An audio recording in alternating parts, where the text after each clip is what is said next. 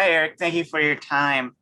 I was wondering, you came out with a good result in Honduras with the 2-2 draw, two away goals in leg one.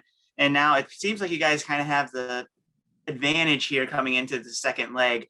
I asked Gio about this and he wasn't worried about it for the most part, but for just kind of lack of a better word, I was wondering, how do you fight against this kind of idea of, I guess, complacency and making sure that you don't feel too comfortable going in and putting the gas pedal to the metal and just making sure you can get a good result against CD Marathon?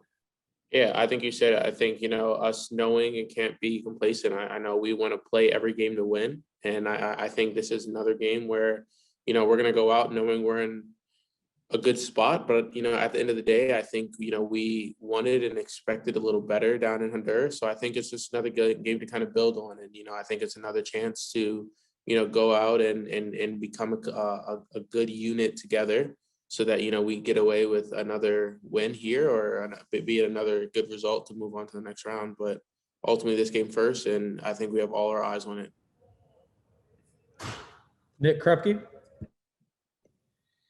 Eryk, it's been so long since you guys have been in your own house with some people in the house with you. Even 15% is better than nothing. Obviously, this club and community is so tightly connected.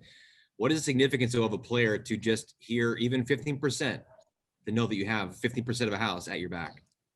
A lot of us went to the game on Friday for the Thorns, and just hearing the Riveters kind of cheering the Thorns on. We were all excited. Everyone wanted to be back in the atmosphere. Being able to attend games, and I think being able to have Timbers Army behind us is going to be massive. Not only for this game, but even games this year. And I think we're really pumped and really excited to finally have such a meaningful game be the first game back for the Timbers Army. Kyle Pinnell. Hi, Eric. Something that kind of stood out in the last game against Marathon was just the field and how the ball just seemed to stop. And as a midfielder that plays with the ball at your feet a lot, just what is that like for you, and what are some of the challenges there? And then going into tomorrow's game, what are some things that not just you, but the entire midfield and team just need to be aware of with the ball moving faster and things such as that?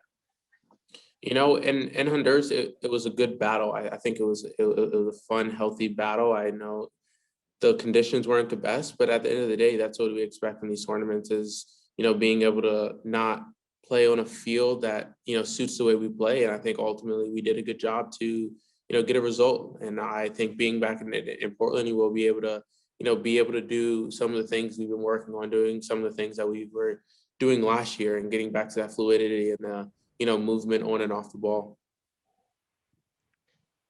Omar Gutierrez.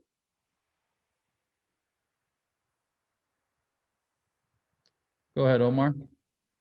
Okay, sorry. Hi, this is Omar Gutierrez from Honduras. About the last game in Honduras, as the teammate said, it was a very difficult game because of the pitch was very, very hard. And now in your home, it's going to be another different game with another stadium with your fans and the whole stuff. So you think it's going to be a game when you guys are favorites, or how do you see it? Yeah, I think this could be a game where we could be seen as favorites. Having Timbers Army, it gives us an extra man, and kind of having that vibe of the fans behind us is ultimately going to play a role, and I think it'll help us in the right manner. So I think we're excited to play here, but ultimately we know how big of a game this is, and we need to get the job done. Go back to Nick Krupke. Eryk, how much of a blessing is it just to be back out on the field with your guys when we're still in these times where there's not a lot of places you can even go and even go over to their houses, but a chance for you to leave your own house, your own apartment, and be together as part of something bigger? Yeah, I think it's massive. Guys going down to Tucson, you just saw that, the time we had away this off season, I think we came together as such a strong group last year that, ultimately we missed each other, being back on the field, battling and being in this position where, we can, make, being in this tournament, being able to, have this kind of tournament feel again. And, you know, ultimately, I just think, you know, we're just so excited to finally, you know, be back in a, you know, somewhat normal routine, and just ultimately with fans.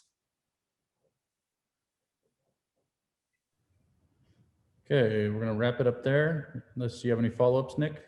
Yeah, sure. Obviously, in the offseason, signing the extension, what's significant for you to be long-term part of this club's future? I think it's massive. You know, I've said it. It's good that, you know, they believed in me, and, you know, I believe I can become a better player here, and, you know, I'm seeing it every day where I'm getting help when the littlest details, and I think it's details that ultimately help my game. So I think, you know, I'm excited. The club's excited. I think all together we're just, you know, ready to, you know, get this going.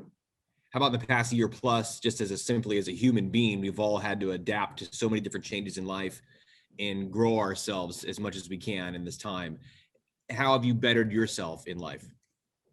You know, I've been working on a few projects off the field, and I think it's bettered me as a human. I'm learning more and more about myself, what I need, and ultimately, you know, that escape of off the field. I know what it takes to kind of, you know, clear your mind of what's going on the field, and I think, you know, that's a human being side of it. Is, you know, ultimately it seems as, you know, being an athlete can be easy, but, you know, off the field it can be just as hard. So I think, you know, it's just those little things. It's, you know, little things that I've learned, and ultimately it's shaped me to be where I am. One more for you. How much do you guys lean on each other then when you know, we all have their different days, their mental challenges and rougher days than others? You guys as a unit to be able to talk it through and be open with each other. You've all played with each other so long now that you don't feel uncomfortable kind of speaking your mind to each other. Yeah, it's massive. You know, now it's conversations with the Diegos, it's conversations with, you know, Jeremy that I've been having conversations with, and ultimately some of the new guys coming in. Some of the new guys, you know, ask questions on, you know, what it's like to be here and kind of the environment here. I think everyone, you know, even in preseason was so excited to just kind of get going, knowing that they have teammates to lean on, and, you know, whether it's inexperience or a lot of experience, it's, you know, I can ask questions to pretty much anyone.